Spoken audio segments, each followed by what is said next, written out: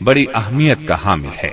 سیدنا ابن عباس رضی اللہ عنہ فرماتے ہیں کہ آپ پیر کو پیدا ہوئے، پیر کے دن آپ کو نبوت سے سرفراز فرمایا گیا، سوموار ہی کو مکے سے مدینے کی طرف ہجرت کے لیے نکلے، سوموار ہی کو آپ مدینہ منورہ تشریف لائے اور آپ نے پیر ہی کے دن اس دار فانی کو خیر باد کہا۔ آپ کے پیدا ہوتے ہی آپ کے دادا عبد المطلب آپ کو گود میں اٹھا کر خانہ کعبہ میں لے گئے، آپ کے لیے دعا کی اور محمد نام رکھا۔ پوتے کی پیدائش کی خوشی میں 7ویں دن اپنے قبیلے کی دعوت کی۔ لوگوں نے آپ کے دادا سے پوچھا، آپ نے نومولود کا نام دوسرے لوگوں کے ناموں جیسا کیوں نہیں رکھا؟ انہوں نے جواب دیا، میں چاہتا ہوں میرے پوتے پر اس نام کا اثر پڑے اور میرا پوتا تعریف و توصیف حاصل کرے۔ آپ کی والدہ سیدہ آمنہ نے آپ کا نام احمد رکھا۔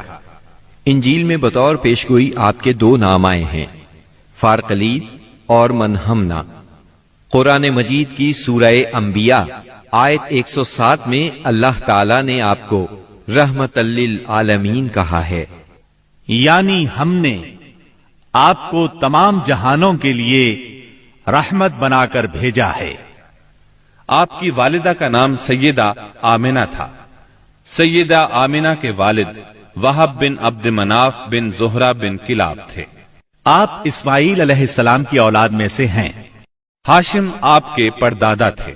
بہت دولت مند ہونے کے ساتھ ساتھ سخاوت، مروت اور احسان میں بھی بے مثال تھے۔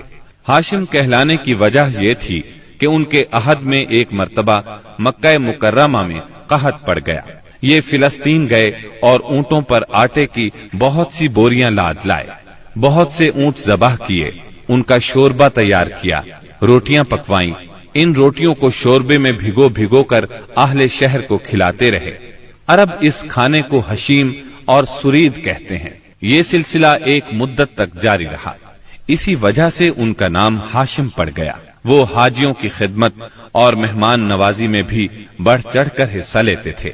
اسی سخاوت اور فیاضی سے ہاشم کا نام پورے عرب میں مشہور ہو گیا۔ ذاتی اثر و رسوخ اور وجاہت کی وجہ سے ان کی دوسرے ممالک کے درباروں میں بھی رسائی تھی۔ انہوں نے ہی قریش میں سب سے پہلے یہ دستور جاری کیا کہ سال میں 2 مرتبہ تجارتی قافلے روانہ ہوا کریں، موسم گرما میں شام کی طرف اور موسم سرما میں یمن کی طرف۔ چنانچہ اسی دستور کے مطابق دونوں موسموں میں قافلے روانہ ہوتے تھے۔ سورۃ القریش میں اللہ تعالیٰ نے قریش کو یہی انعام یاد دلایا ہے، کیونکہ قریش اللہ کی رحمت سے موسم سرما و گرما کے عادی ہو گئے۔ ان کی سمجھ میں یہ بات آ گئی کہ اس نعمت کے شکریہ میں اللہ کی عبادت کرنا چاہیے جو اس گھر کا مالک ہے، اور اس نے انہیں بھوک میں کھانا دیا اور خوف سے امن بخشا۔ نجاشی شاہ حبش ہاشم کی بے حد خاطر مدارت کرتا اور تحفے تحائف بھی پیش کرتا۔ قیصر روم بھی ان سے بہت مہربانی سے پیش آتا تھا۔ ہاشم نے یمن اور روم کی حکومت سے قریش کے تجارتی قافلے کی حفاظت کا حکم حاصل کیا، اور یہ ان کے اعلیٰ تدبر کا نتیجہ تھا کہ تمام راستے قریش کے تجارتی قافلوں کے لیے محفوظ ہو گئے۔ اس طرح مکہ مکرمہ بین الاقوامی تجارت کا مرکز بن گیا۔ اس سے خانہ کعبہ کی زیارت اور فریضہ حج عام ہو گئے، اور مکی زبان بھی ملک کے چاروں طرف سمجھی جانے لگی۔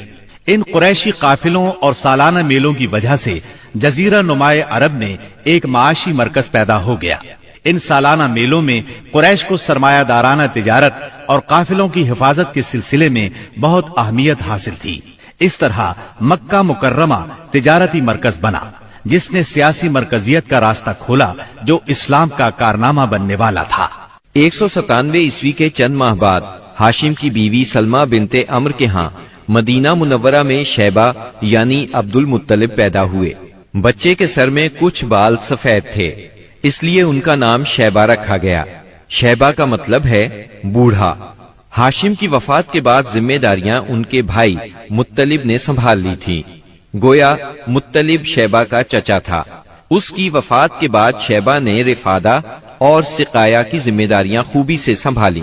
انہوں نے یمن اور حبشہ کے درباروں میں اپنی قوم کی نمائندگی بھی کی۔ ان کی ملکیت میں ایک قدرتی چشمہ بھی تھا۔ ایک دن خواب میں انہیں اشارہ ملا کہ فلاں جگہ کھود کر غائب